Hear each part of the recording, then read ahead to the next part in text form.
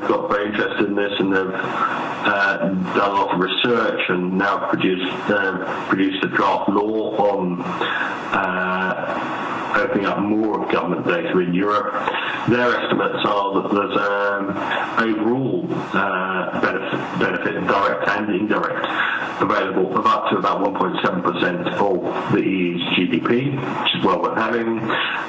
Open weather data in the US created 400 companies, and sort of private weather forecast weather services firms employ 4,000 people. The Australian study of open data found return on investment of around 500%, and EU studies for the European Commission found that actually opening up the data increased reuse by between 1,000 and 10,000%, so a factor of 10 to a factor of 100 in 7 case studies they looked at across Europe. Next slide, please. So what have we learned along the way about how to do this sort of thing? Next slide, please. Top-level political support has been absolutely essential in this. It's really been driven in the UK both by the former Prime Minister Gordon Brown, who said, it's public information.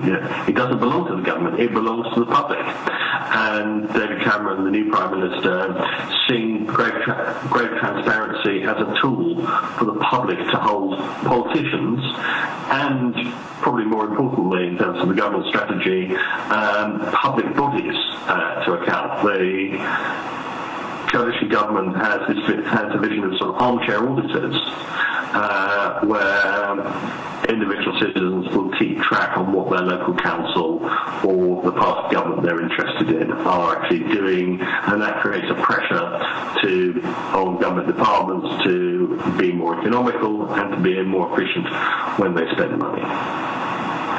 Next slide, please.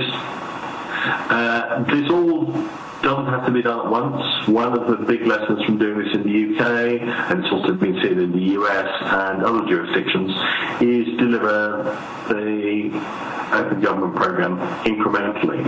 We started small, we started with data sets that were easy to release, then turned to some core data sets that we wanted everyone to release, and then now tackling some of the more difficult data sets to release, where things like health data, education data, where we have to learn how to make those effectively anonymized so people's personal privacy is protected. And so don't think this is something that has to happen all at once. Often it's a matter of starting a process and then individual agencies, individual ministries working through their data collections and what can be released when. Next slide, please.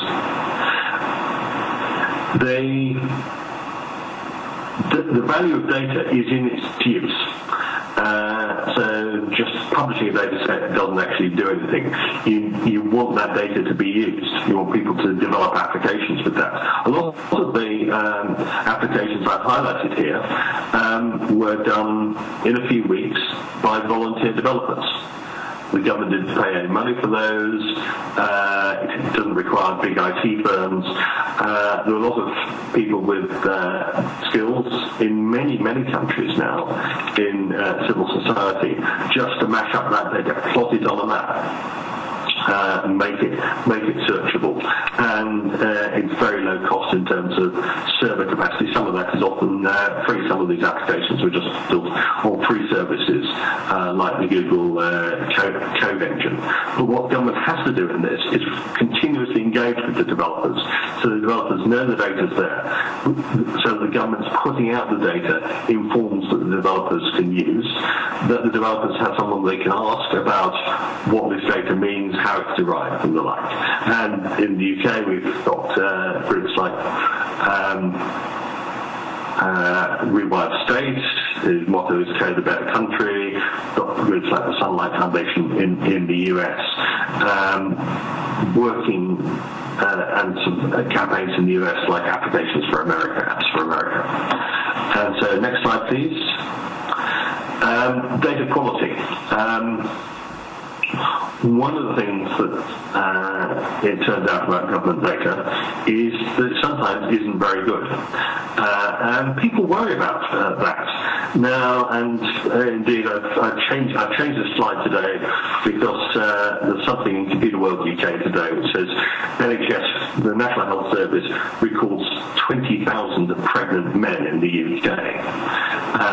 Someone's actually looked at these health records, and it's actually visits to obstetric and gynecology services in the UK.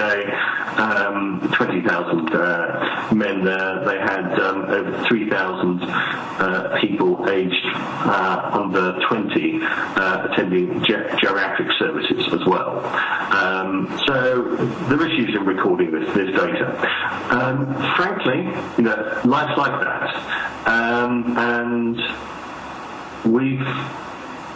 if you want to wait until the data's right, you'll never release it, and what's more, there will never be that pressure to release it. What we found is releasing the data has led to a greater checking of the data, greater awareness of the quality of that data, and it's provided a stimulus to measure, to prioritise, to improve. And it doesn't have to be just government who works to improve this data. Next slide, please.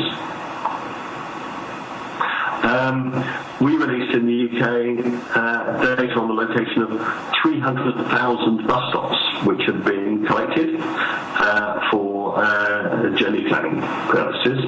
And the group OpenStreetMap, who are making maps of the world through volunteer efforts, is a sort of Wikipedia of maps, took this data and tried to plot it on OpenStreetMap, and they found that some of these bus stops were incorrectly recorded. Some were recorded in the middle of lakes. Some were recorded on the wrong side of the street. So if you went and sort of stood at the bus stop, you'd actually manage to successfully catch a bus going in the wrong direction. And so OpenStreetMap worked with the government to use the OpenStreetMap volunteers to validate this bus stop data. 18,000 bus stop records were corrected as a result of this.